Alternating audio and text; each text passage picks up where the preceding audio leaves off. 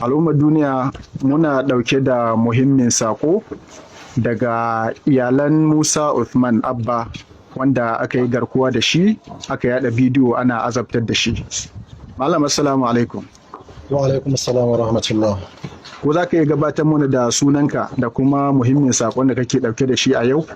Na'am. Sunana Garba Usman kuma ni ne babban yaya ga Musa Usman Abba ko kuma matsayin mahaifi a gare shi.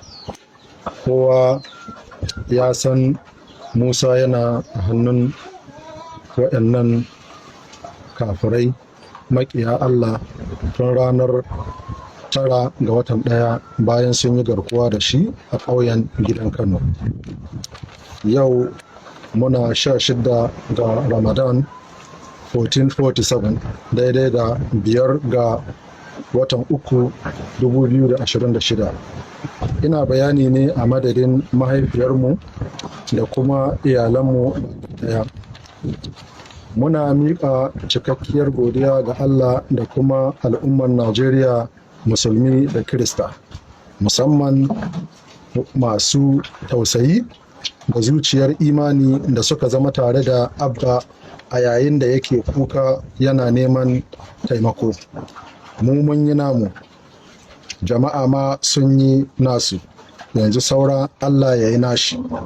Tunda mahukunta ba su ji kukan Musa ba, kuma lalle mun san Allah zai yi nashi.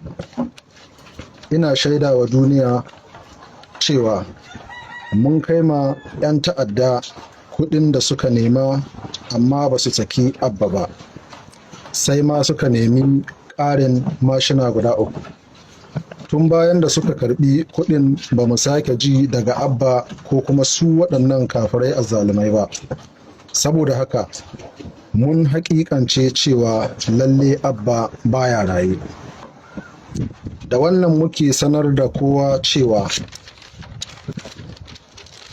babu wani ƙarin neman taimako da muke yi na kuɗi ko babura, amma muna neman addu'a. Haka kuma idan mutum ba umarni zai bayar a saki su Abba ko a kubutar da su ba ta hanyar kai farmaki, to mun gode da ko me zai yi, domin akwai waɗanda Allah ya ɗora wa alhakin yin haka amma ba su yi ba. Don haka da su da kuma direban da ya ɗauki su Abba ya kai su a garin ƙauyen gidan Kano ya sayar da su, mun bar su da Allah ya isa. Don haka daga yau mun rufe wannan batu na Abba sai lahira a gaban Allah idan mun haɗu. Muna kira da babban murya ga jama'a masu bin hanyoyi a ƙasar nan baki ɗaya. Kada su yarda da duk wani direba da ya ce mota ta lalace a cikin daji ya tsaya. Idan har haka ta faru, to su tabbatar ya tsaya inda jami'an tsaro suke, ko da kuwa wurin cikin gari ne. Idan direban zai yi waya, to su tabbatar cewa ya yi cikin mutane kuma ya sa amsa kuwa domin su ji da wa yake magana, saboda a kare ci gaba da faruwar haka kamar yadda ta faru ga su Musa. Daga ƙarshe, duk wanda ke da hulɗa ta kuɗi ko kaya da Abba, to ya tuntuɓi waɗannan lambobi kamar haka: 08168751582 ko kuma 08033361993.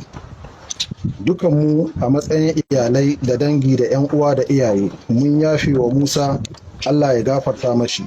Idan Allah ya kai mu gobe Juma'a 17 ga watan Ramadan 1447 daidai da 6 ga watan 3 2026, za a gudanar da salatul ga'ib, wato sallar wanda ba a ga gawar shi ba, ga Musa wato Abba, kamar yadda addinin musulunci ya tanadar, da misalin karfe 11 na safe a gidanmu da ke gangaren Premier Road kusa da Darul Arqam School Gusau, ga duk wanda Allah ya ba ikon halarta.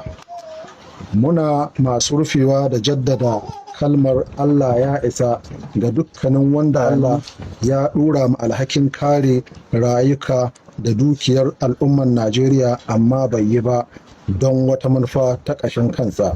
Haka kuma muna Allah ya isa ga shi ainihin wannan direba da ya kai waɗannan dangi namu ya jefa rayuwarsu cikin haɗari.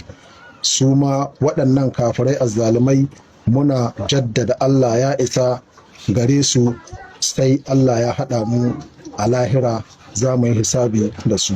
Mun gode, wassalamu alaikum wa rahmatullah.